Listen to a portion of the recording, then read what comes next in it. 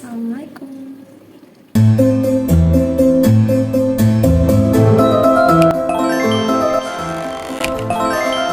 Di video kali ini aku mau ngasih tahu caranya daftar akun Lazada. Seperti biasanya, kalian harus punya dulu aplikasi Lazadanya ya. Kalian bisa download di Play Store dan install aplikasinya. Karena aku udah punya, kita langsung masuk aja ke aplikasi Lazadanya.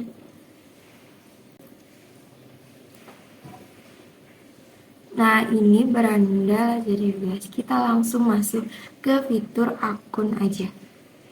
Karena kita mau daftar akunnya ya. Tap daftar. Nah, ini kalian masukin nomor handphone kalian ya.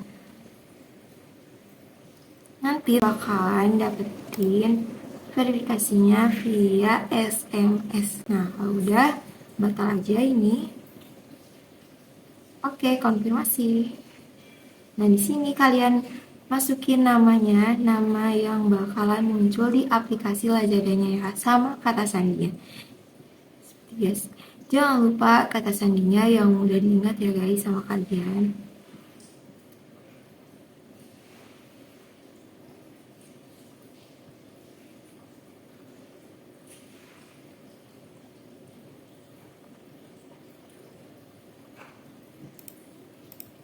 Kayak gitu, tab selanjutnya.